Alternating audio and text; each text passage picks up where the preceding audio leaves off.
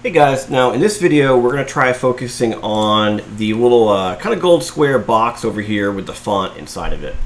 Now I really don't want to hand draw this thing with a brush using the shift key, because that's going to end up becoming quite difficult to get nice 90-degree angles.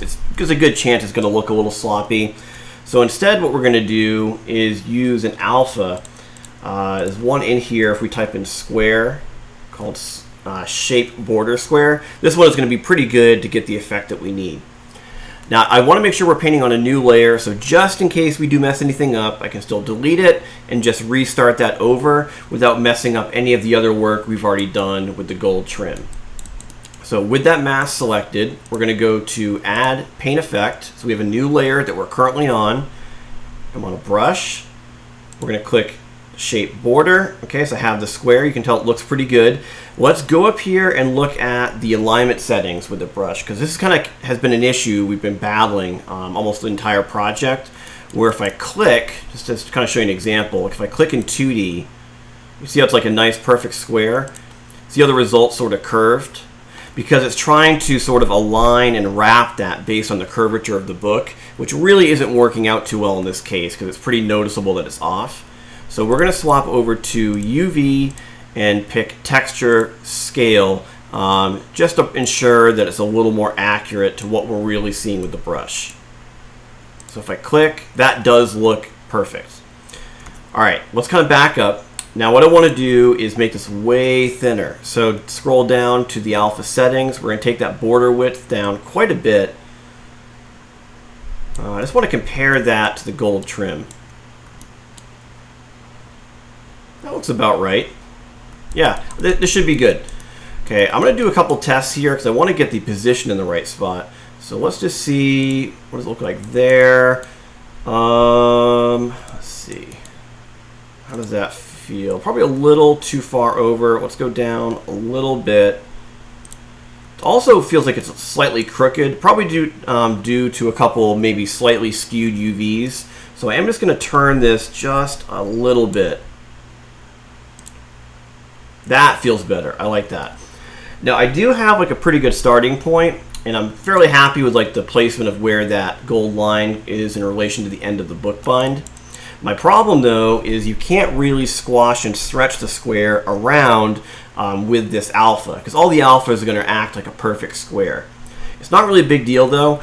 What I'm going to do is create an overlap to get the right position of the second line, like on this side. So we're going to click right about maybe here. Okay, I want to see if that looks correct. That's probably pretty close. I might have gone a little bit too far. Let's try that. Do it again, right? Let's go with that. That feels pretty decent. Actually, I might even shrink that in just a little more. All right, yeah, we're going to go with that. That should be close enough.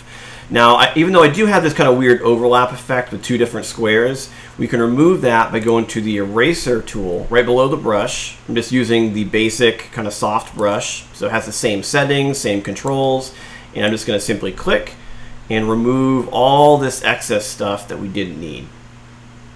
So all this can go away. Now, as I kind of get closer to the corner here, we're going to zoom in and scale the brush down to get a little more of an accurate kind of blend on the corner.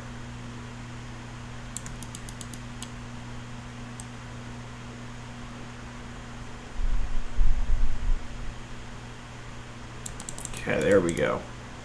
Yeah, that feels pretty decent. Now let's try doing the text. So we're going to go to the alpha, we're going to type in font, and we do have kind of a limited selection of fonts within Substance Painter.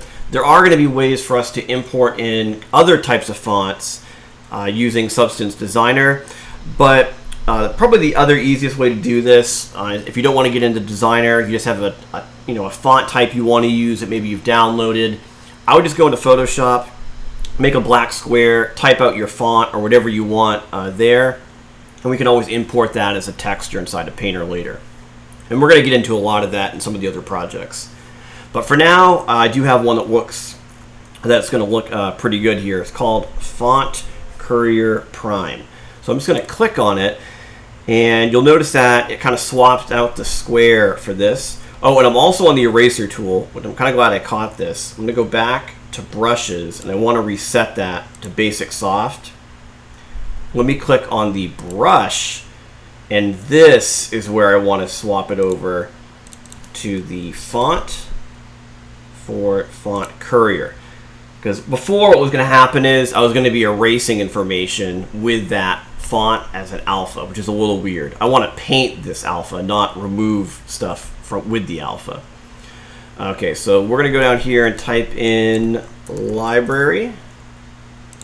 Okay, so library of the smaller text, and then world's best literature. And I want to make sure it's facing the right way, because watch what happens if I like type it like this.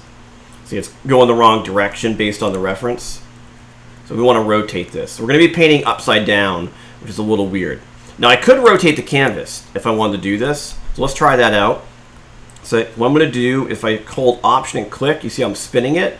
If I do Option, Shift, and click, I can turn that whole thing around and actually paint this way. That way the brush, or at least visually, it doesn't look like it's upside down.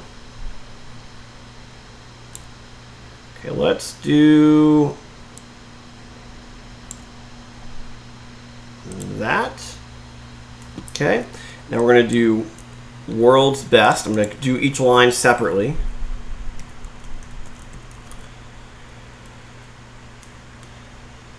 Notice how this one's getting cut off. So what we need to do is go down to size, and we need to scale within the brush. I'm just going to boost this up just a little bit.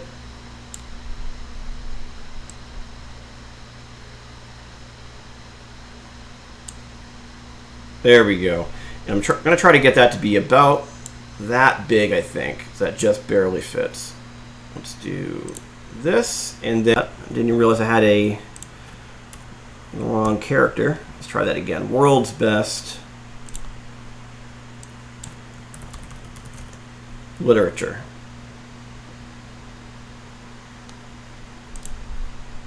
And then we're going to do of the with smaller text. And we're just going to scale that down and then put that between these two.